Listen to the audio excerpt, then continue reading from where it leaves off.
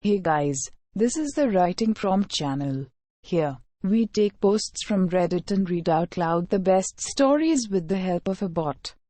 Enjoy this amazing story. The Writing Prompt by user Blue.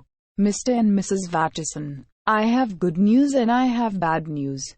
The psychiatrist said. What's the good news? Quote. Mr. Watterson asked. The things your child is imagining is perfectly normal for a child his ages. The doctor said. The bad news is I'm not sure Calvin's imagining it. Here is the amazing story made with the help of the prompt by user Rose_bittersweet. My son excited the psychiatrist's office, trailing his stuffed tiger along the dirty floor. Oh my god, I was going to have to wash that thing again. Wasn't I? Pick up your toy, I yelled. The attendant ushering him out the door nodded and smiled at Calvin encouragingly. You might want to lift him up. But, she said, Hobbs wants to walk, he yelled back at me. He hates being carried. Then he reached up to the handle and slammed the door. Charming little boy, said the psychiatrist.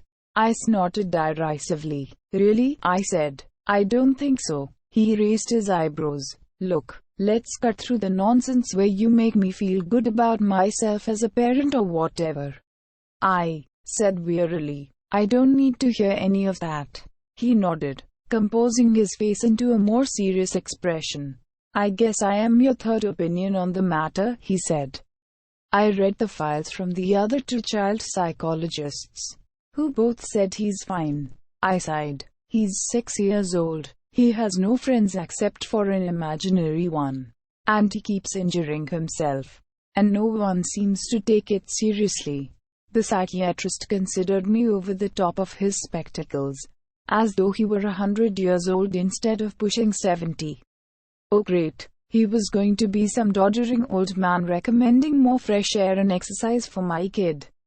Wasn't he? No one takes it seriously, he repeated. Mrs. Watterson. I think that's precisely the problem, monsieur. Thank goodness. At last. Great, I said. So, what do you think? Because I don't want to jump right to doomsday scenarios. But is it maybe schizophrenia? Quote. He laid aside his notes and folded his hands in his lap. No. ADHD. He pursed his lips. Possibly. But he's only in first grade. I would be wary of medicating that too early. And I don't think it's causing the cuts and scrapes and bruises. Self-harm is an increased risk with ADHD. Absolutely true. But you've said that you've never seen him injure himself directly?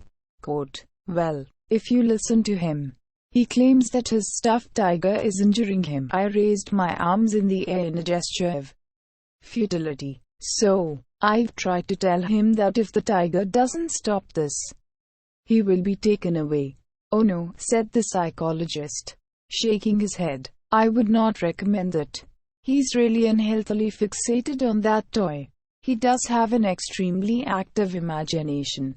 So, we get rid of the toy that supposedly beats him up, and we replace it with a stuffed bunny or something. Well, chances are you're not paying my hourly rate to hear advice about replacing your son's toys, he said with a chuckle. I'd be surprised if you haven't tried that already. Of course I have. I didn't have the heart to throw it away. And Calvin wouldn't eat or sleep or do anything without the tiger. So I caved after a couple of days of him screaming for Hobbs 24/7. But maybe I shouldn't have. The doctor leaned forward in his chair. How much time does your son spend playing in the woods outside? Quote, he asked. Oh, about an hour a week. I told him monsieur on Fridays, when I get in my 35 hours of work, and take him to the park. But alone, off exploring independently. I stared at the man. This isn't the 1960s, I said flatly. What? You think I should let my 6-year-old child go off and play in the woods alone? Are you nuts? Quote. Does he have some kind of fort in the yard? Quote. Outbuildings aren't allowed in our subdivision.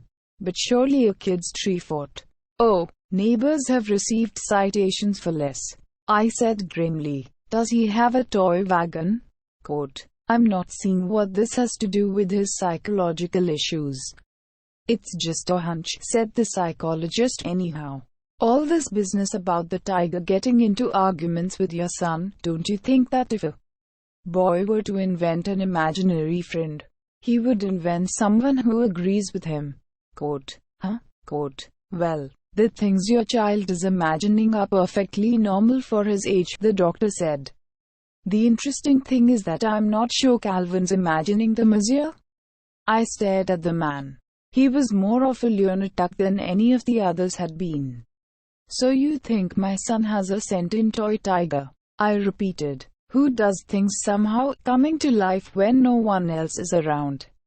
Quote, oh, I wouldn't go that far, said the man. No, I don't think Hobbs the tiger is some enchanted creature who comes to life. Do you enjoy novels, Mrs. Watterson? Quote, this man grew more ridiculous by the second. I see you are not impressed by my line of questioning, he said with a slight smile. I think Hobbs is less of an imaginary friend, and more of a character in some story Calvin tells himself. So he's hallucinating an antagonistic imaginary friend who beats him up. I smacked my hands on my thighs and prepared to exit the room. Monsieur, this is a great use of $250. By the way, hear me out, said the doctor, holding up his hand. These days, we want to protect our children from a lot of things. We don't want them to be abducted. We don't want them to be hyper or wild. We don't let them wander off unsupervised. So we've come full circle to take more fresh air and exercise. Cure, I was fuming as I buttoned my coat. You know what happened in your golden age of childhood, doctor? A lot of kids died.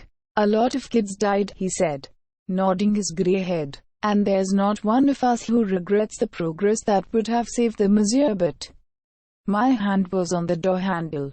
But screw those kids, right? Quote, I said, screw them, because thanks to safety standards nowadays, parents care when their kids start harming themselves. The nerve of us. But the kids who didn't die were allowed to have cuts and scrapes and bruises.